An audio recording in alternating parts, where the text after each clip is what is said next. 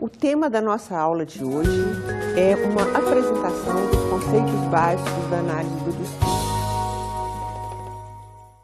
Antes de entrar nesses conceitos básicos, nós precisamos nos situar em relação a essa teoria de análise da linguagem, que é caracterizada como análise do discurso. Existem duas versões, duas áreas de análise da linguagem. Uma seria de origem inglesa, outra de origem francesa. No caso aqui do Brasil, em geral, esta abordagem de língua inglesa corresponde ao que nós chamamos de linguística textual, de teoria do texto. É uma área que se preocupa com questões relativas à coesão, à coerência e que vai numa outra direção, e aqui tem um outro nome. Já a abordagem da análise do discurso de linha francesa tem como preocupações a interpretação dos discursos na sua relação com o contexto social em que são produzidos e na sua relação com a ideologia. Como aqui no Brasil, essa abordagem francesa é normalmente chamada de análise do discurso, nós vamos nos concentrar apenas nela e procurar mostrar um conjunto de conceitos que são importantes desde a sua constituição. Vamos, então, retomar um pouco as questões relacionadas ao surgimento e à consolidação da análise do discurso de linha francesa. Esta abordagem da análise do discurso teve sua origem a partir dos trabalhos do Michel Pechet, na década de 1960. O Michel Pechet vê a análise do discurso como uma teoria do sentido, e para chegar a essa visão da teoria do sentido, ele busca criar um modelo de análise da linguagem, de análise das produções efetivas da linguagem, que se inspire na contribuição de três grandes áreas. A primeira dessas áreas é a linguística, e especificamente, se pensarmos na linguística da época, a linguística estrutural, que era a linguística dominante nesse momento histórico. Uma segunda contribuição vem do marxismo, a partir do conceito de ideologia. Então, a linguística contribuiria para uma visão da língua, do código linguístico, da organização da língua. O marxismo contribui com o conceito de ideologia e, para trabalhar com a noção de sujeito, para pensar no indivíduo que produz o discurso, a análise do discurso busca também a contribuição da psicanálise, que tinha uma teoria do sujeito bastante desenvolvida.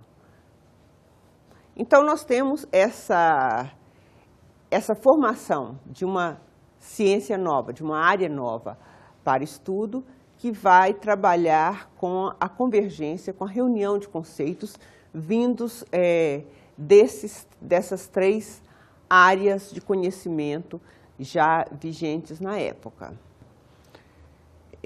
Se nós pensarmos como é que a linguística estrutural concebia a questão da linguagem na época, nós vamos ver qual é a ruptura necessária para a formulação dos princípios da análise do discurso.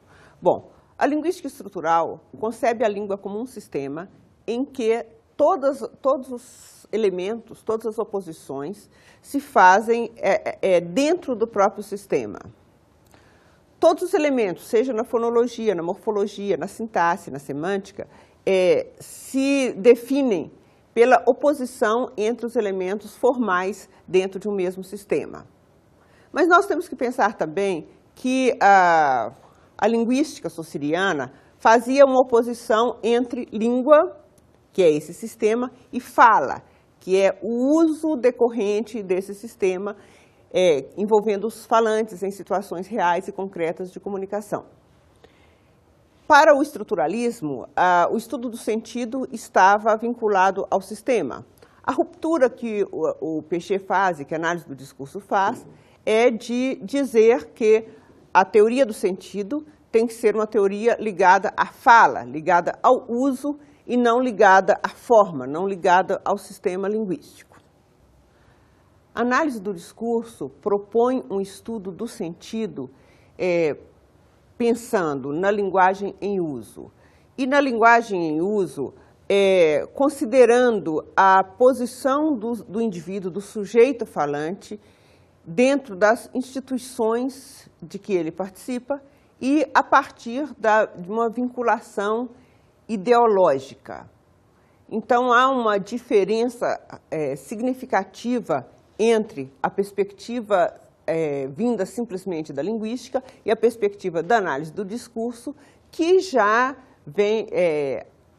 recebe essa contribuição de uma sociologia marxista e da psicanálise. Os estudiosos de análise do discurso reconhecem a existência de 3 fases na formação, na consolidação do corpo teórico desta disciplina. Numa primeira fase, há a preocupação com a vinculação entre os discursos e a ideologia. E essa vinculação é feita a partir, primeiro, de uma incorporação do conceito de ideologia formulado principalmente pelo Althusser e a partir de uma visão assim, de uma certa autonomia de cada formação discursiva, autonomia de cada discurso ou de cada abordagem, de cada posição ideológica. Vamos falar isso que eu acho que fica mais claro. Nessa primeira visão, há uma preocupação em estudar, sobretudo, discursos políticos e tentar caracterizar quais seriam as marcas de um discurso vinculado, por exemplo, a uma posição comunista, a uma posição socialista, a uma posição liberal, quer dizer, principalmente discursos marcados por posições ideológicas e políticas claras, e pensando que cada discurso teria uma certa autonomia, né? Ou que cada ideologia, cada posição ideológica teria uma certa autonomia na criação dos seus próprios discursos. Por exemplo, se a gente tomar um discurso produzido por um líder sindical dentro de uma convenção de um partido X. Então, aí você teria uma forma de caracterização em que tanto a pessoa que vai proferir o discurso quanto a sua plateia estariam dentro de uma mesma formação ideológica, estariam assumindo os mesmos princípios ideológicos, e daí se faria uma caracterização relativamente isolada do discurso que caracterizaria esta posição ideológica. Nós podemos passar, então, a caracterização do que seria uma segunda fase da análise do discurso. Essa segunda fase é caracterizada pela incorporação do conceito de formação discursiva formulado por Michel Foucault no livro Arqueologia do Saber. O Michel Foucault caracteriza a noção de formação discursiva mostrando que os discursos não são isolados, mas eles existem como uma dispersão, quer dizer, eles não estão assim bem delimitados, cada um deles com sua autonomia, como se pensava numa primeira fase da análise do discurso. Nessa noção de dispersão, a ideia é que você tem diversas formações discursivas concorrentes nos diversos campos e que as formações discursivas se caracterizam por um processo de delimitação recíproca. Se nós tomarmos, por exemplo, um campo qualquer, um campo, digamos, o campo religioso, nós temos diversas formações discursivas dentro desse campo religioso. Nós podemos falar de uma formação discursiva cristã, de uma formação discursiva espírita, de uma formação discursiva muçulmana. Então, todas elas estariam trabalhando com temáticas semelhantes e a caracterização de cada uma delas, as ideias que passam por cada uma delas, passam por uma delimitação recíproca, quer dizer, elas se aproximam em determinados pontos, se diferenciam em outros, mas sempre você vai caracterizar uma formação discursiva religiosa a partir da sua comparação com outras formações discursivas religiosas que coexistam no mesmo momento histórico. Podemos falar, então, de uma terceira fase da análise do discurso. O que seria essa terceira fase? Nessa terceira fase, a noção de formações discursivas estudadas de forma relativamente autônoma é deixada de lado. E há uma preocupação de incorporar a noção de interdiscurso. O que seria o interdiscurso? Seria aquele ponto de intersecção, o ponto de comunicação, o ponto em que os discursos estão dialogando. Então, a ideia que aparece nessa terceira fase da análise do discurso é que toda a análise vai ser feita procurando trabalhar cada discurso no diálogo que ele mantém com os discursos concorrentes, com as formações discursivas concorrentes. Então, voltando ao exemplo da religião, então não haveria uma análise que procuraria caracterizar, por exemplo, um discurso cristão tomado isoladamente, mas haveria a preocupação de trabalhar com o diálogo, por exemplo, com as relações que se estabelecem de antagonismo ou de semelhança entre um discurso cristão e um discurso muçulmano, por exemplo. Vamos, então, focalizar nossa atenção em dois outros conceitos que são fundamentais para a análise do discurso. O conceito de formação ideológica e o conceito de formação discursiva. O conceito de formação ideológica é muito importante logo no surgimento da análise do discurso. Esse conceito vem do marxismo, né? Especialmente a partir da contribuição do Althusser no Ideologia e Aparelhos Ideológicos do Estado, e é incorporado de forma bastante forte na primeira fase da análise do discurso. O conceito de formação ideológica é usado como algo, assim, é pensado como algo que é extremamente forte na determinação do que o indivíduo pode dizer. A ideia que passa nessa primeira fase da análise do discurso é a ideia de que o sujeito, quer dizer, o produtor do discurso, seria assujeitado, ou seja, ele seria dominado pela ideologia. O que ele pode falar, o que ele fala, ainda que inconscientemente, seria pré-determinado pela formação ideológica, pela sua posição de classe, e tudo isso acabaria se refletindo no que é chamado de uma formação discursiva. Ou seja, a formação ideológica se manifesta, se materializa nos discursos. Então, as proposições, as ideias correspondentes a uma posição ideológica, a uma formação ideológica, seriam traduzidas numa formação discursiva. E o falante, no caso, não seria uma pessoa livre para falar o que ele quer. O que ele fala, o que ele pode falar, é determinado pela formação ideológica e pela formação discursiva em que ele se encontra. A noção de formação discursiva foi proposta pelo Piaget a partir da formulação do Foucault. Bom, quais seriam as manifestações desta formação discursiva, né? Ela vem relacionada à formação ideológica. Bom, a primeira dessas formulações, a primeira dessas manifestações seria o que a gente chamaria de presença de paráfrases.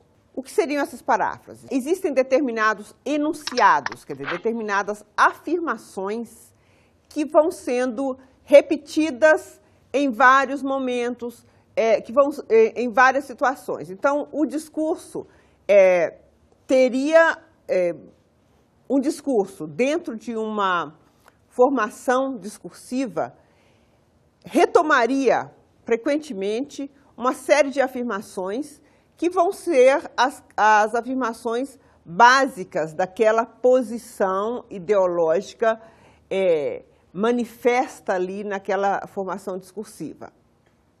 Então, a primeira manifestação seriam essas paráfrases, seriam essas repetições com pequenas alterações de certas afirmações que vão sendo retomadas a cada nova situação, a cada nova instanciação, a cada nova situação concreta de produção de um discurso. Além dessas paráfrases, quer dizer, além dessas repetições de afirmações, nós temos também a noção de pré-construído.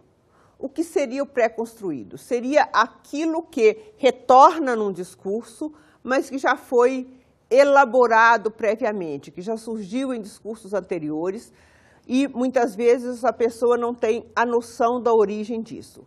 Vamos ver então uma definição de pré-construído. O pré-construído pode ser entendido como a marca no enunciado de um discurso anterior. Portanto, ele se opõe àquilo que é construído no momento da enunciação. Um sentimento de evidência se associa ao pré-construído porque ele foi já dito e porque esquecemos quem foi seu enunciador. Como vocês viram, a noção de pré-construído chama atenção para a diferença entre aquilo que foi formulado anteriormente, que apenas retorna na instanciação do discurso, e aquilo que é produzido efetivamente, aquilo que é novo, aquilo que é a contribuição nova, aquilo que é o construído no momento da enunciação. Para trabalhar com essas noções que nós apontamos, formação ideológica, formação discursiva, eu gostaria que vocês prestassem atenção numa marchinha de carnaval. Vamos ouvir.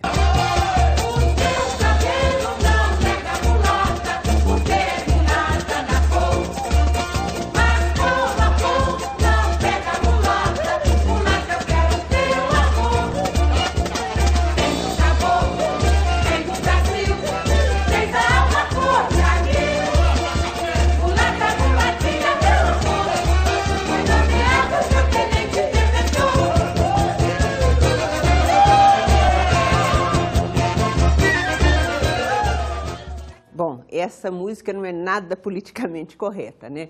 Mas vamos pensar no seguinte: o que é que possibilita que essa marchinha surja no carnaval, no momento em que os discursos que são normalmente controlados, interditos, têm oportunidade de se manifestar? Nós podemos reconhecer nessa marchinha uma série de elementos que fariam parte do que nós poderíamos caracterizar como uma formação ideológica e uma formação discursiva racista, né? Fica muito claro isso quando a gente observa os versos, né? Mas como a cor não pega, mulata, mulata, eu quero teu amor. A cor não pega. Então, quando é que nós usamos a expressão não pega? A expressão diz respeito especificamente a doenças, né? Nós vamos dizer tais doenças pegam, tais doenças não pegam. Então, a cor é algo problemático, né? É visto com extrema discriminação, mas, ao mesmo tempo, ela é uma doença não contagiosa, ou seja, não pega. Então, essa expressão mostra a retomada de uma perspectiva racista que nós vemos em diversas situações. Nessa perspectiva, vocês vejam que a mulata, né, a mulher negra, é vista como um objeto sexual e visto também como alguém que tem uma deficiência, um problema sério, né? Tanto que é tratado como uma doença não contagiosa. E a condição para que ela seja objeto sexual é exatamente essa condição de que a cor não pega, né? O branco mantém sua posição de superioridade mesmo tendo esse contato. É interessante observar também... Mulata, mulatinha, meu amor, fui nomeado teu tenente interventor. O uso da expressão, fui nomeado seu tenente interventor, Aí você tem também a manifestação, nessa marchinha de carnaval, de uma afirmação que mostra uma relação de poder. Quer dizer, tenente e interventor em relação a alguém mostra claramente essa dominação, essa relação de poder. Então, a gente vê que a formação ideológica, a formação discursiva, vai se manifestar das mais diversas maneiras, né?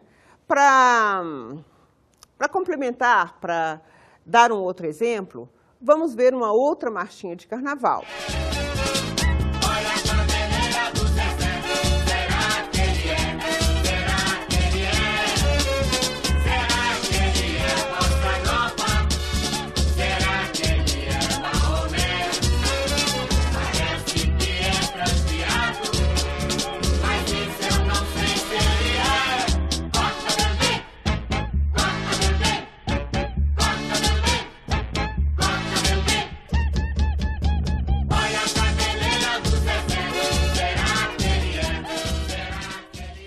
Essa marchinha também poderia ser classificada como uma manifestação de um discurso machista, só que aí numa outra abordagem, né, pegando um outro tópico.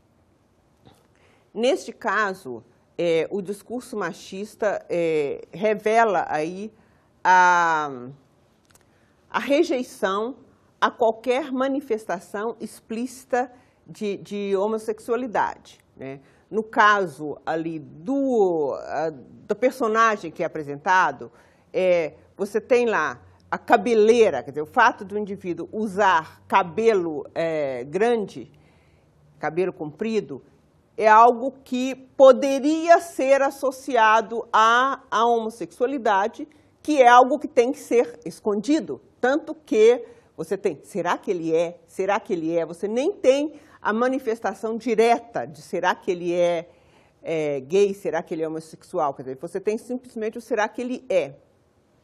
E, no final, a chamada final da marchinha é corta o cabelo dele. Quer dizer, apaguem todas as marcas explícitas de homossexualismo, porque isso não pode aparecer na nossa sociedade.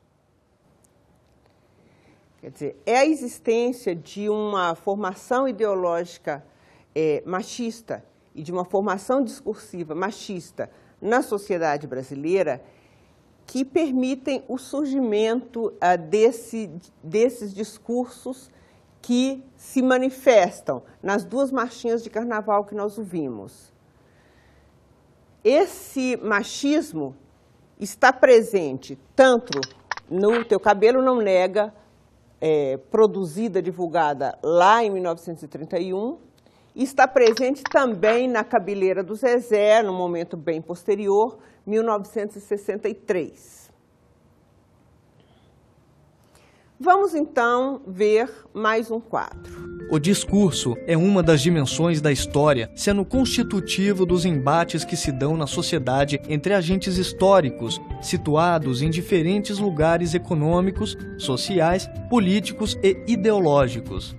Uma das possibilidades de estabelecimento das relações entre o discurso e a configuração histórica na qual ele é produzido é considerar o sujeito como elemento de mediação entre as diferentes dimensões da realidade histórico-social em que se inclui a dimensão discursiva. A qual memória discursiva estão relacionados esses discursos? Como e por onde circulam os discursos? Com quais objetivos? Tal perspectiva pressupõe um tratamento heterogêneo e flexível do ponto de vista teórico e metodológico, visando traçar a trajetória entre a palavra e o homem, entre o homem e a história e entre a história e a palavra. Esse quadro enfatiza a dimensão histórica do discurso, a dimensão histórica do sentido. Nós podemos pensar também nessa dimensão histórica se nós observarmos, se nós retomarmos a ideia do discurso racista que vimos na marchinha de carnaval Teu Cabelo Não Nega. Então, esse discurso racista está presente numa série de afirmações que aparecem lá naquela marchinha. Mas essas afirmações racistas aparecem também historicamente em vários outros discursos. Por exemplo, existe uma pesquisa do Instituto Datafolha que foi feita em 1995 e repetida em 2008 com as mesmas proposições, com os mesmos enunciados, e que tenta avaliar o grau de adesão de diversos grupos brasileiros, né, diversos segmentos da sociedade brasileira, a esse discurso racista.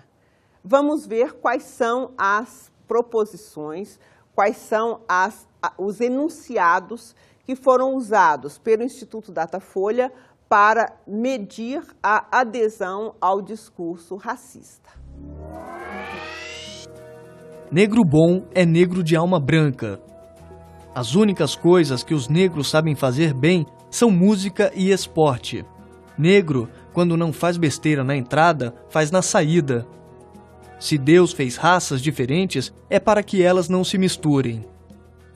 Esses enunciados usados pela Folha de São Paulo, pela Datafolha, para fazer a pesquisa, mostram ou ilustram como a gente pode caracterizar uma formação discursiva a partir de um conjunto de enunciados que são repetidos, que são atualizados em diversas ocasiões. A atualização desses enunciados nós já vimos, né? Ela se dá ou pela paráfrase, né? Pela retomada, reformulada em outras palavras, ou pelo pré-construído.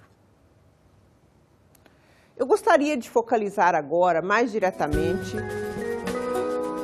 o conceito de discurso. Vamos ver como a análise do discurso formula o conceito básico para essa disciplina. Para fazer isso, nós vamos nos basear na formulação de um conjunto de características do discurso que foram apresentadas pelo Charrodot e Menguenot no seu dicionário de análise do discurso. Vamos então ver quais são as características que definem o discurso. O discurso é contextualizado. Não se pode atribuir sentido a um discurso fora do contexto. Além disso, o discurso pode modificar o contexto ao longo do processo de produção. O que os autores destacam nesse aspecto, nessa primeira caracterização que define o discurso, é a vinculação muito estreita entre o sentido do discurso e o contexto. Eles apontam para a impossibilidade de você interpretar um discurso considerando descontextualizado. Mostram a importância das informações sobre o contexto social e histórico para a interpretação do discurso. Vejamos outra característica. O discurso é assumido. Todo discurso é produzido por um enunciador e se dirige a interlocutores específicos. O locutor é a fonte das referências pessoais, espaciais, temporais e das atitudes em relação ao tema e aos interlocutores. Essa segunda característica mostra que não existe discurso sem autor.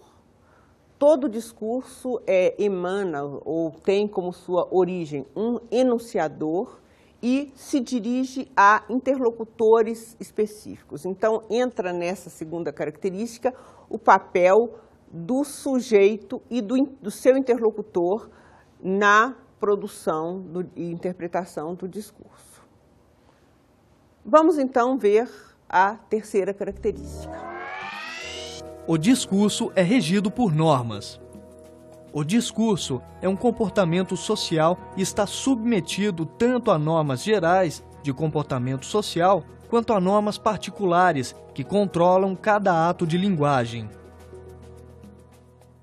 Quando os autores chamam atenção para a existência de normas que regem o discurso, nós temos que pensar que essas normas são essencialmente normas sociais, ou seja, normas que envolvem a definição de quem pode falar e quem não pode, quais são os temas permitidos, quais são os temas não aconselhados em determinada situação,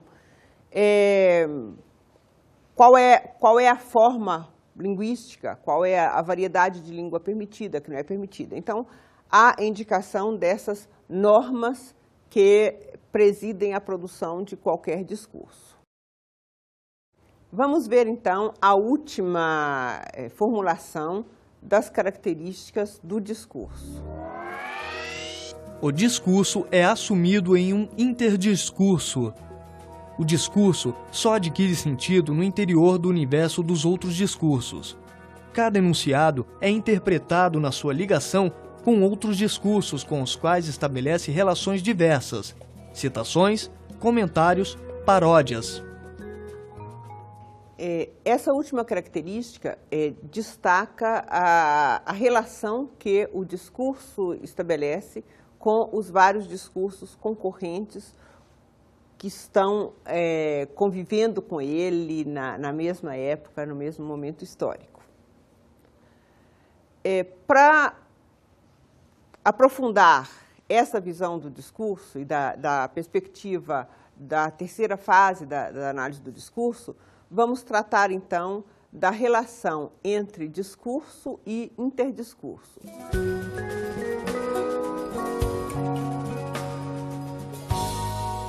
Para isso, nós vamos precisar de alguns conceitos.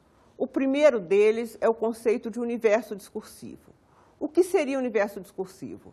Seria todo aquele conjunto de formações discursivas que coexistem numa mesma sociedade, no mesmo momento histórico. Esse conceito de universo discursivo é um conceito bastante vago e que nunca é estudado efetivamente. Ele é só tomado como ponto de referência para que qualquer análise possa ser feita, como um quadro geral a partir do qual as delimitações para estudo do discurso são feitas. O segundo conceito que nós vamos precisar para trabalhar com esse aspecto agora é o conceito de campo discursivo. O que seria um campo discursivo? Seriam certas áreas de conhecimento, certas áreas de atividade que podem ser tratadas por diversas formações discursivas.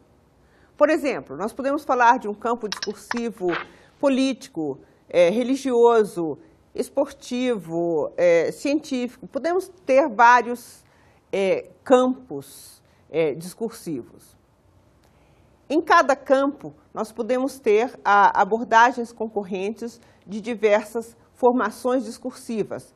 Essas abordagens concorrentes podem estar em relação antagônica ou podem estar em relação complementar. Então, há várias possibilidades de combinação das relações entre a posição de uma formação discursiva e de outra formação discursiva dentro de um mesmo campo.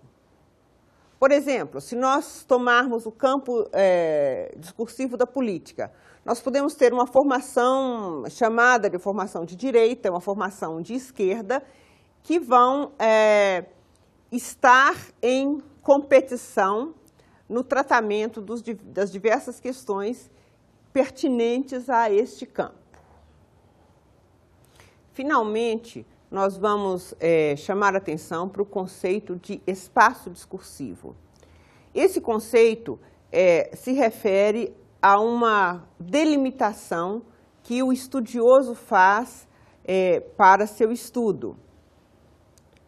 O espaço discursivo delimitado para a análise deve abarcar pelo menos duas formações discursivas diferentes. Deve abarcar a relação que se estabelece entre duas formações na abordagem de um mesmo tema.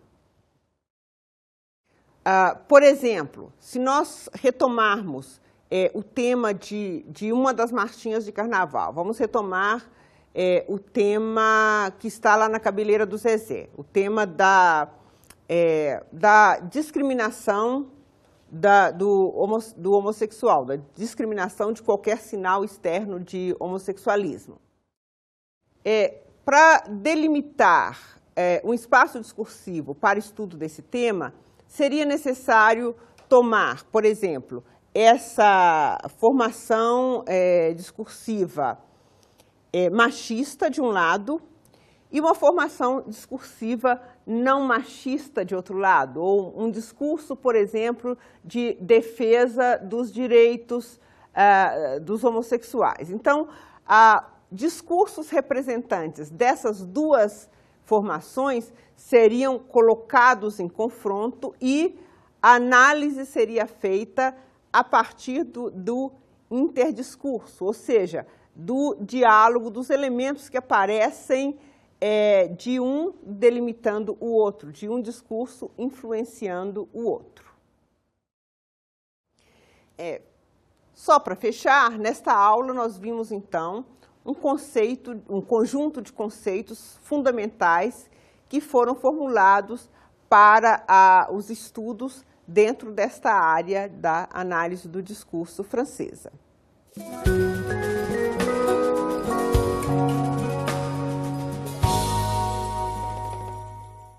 Bem, alunos, quem tiver interesse no aprofundamento dos conceitos que nós trabalhamos nessa aula, eu vou recomendar duas leituras. A primeira seria o livro Introdução à Linguística, Domínios e Fronteiras, volume 2, de Fernanda Mussalin e Ana Cristina Bentes. Dentro deste livro, o capítulo Análise do Discurso foi escrito pela própria Fernanda Mussalin. Uma segunda recomendação que eu gostaria de fazer é do Dicionário de Análise do Discurso, que apresenta de forma bastante simplificada todos os conceitos relevantes dentro desta área, tanto os que nós trabalhamos nessa aula, quanto uma série de outras. O Dicionário de Análise do Discurso é de autoria de Patrick Charrodot e Dominique Menguenot. Bons estudos!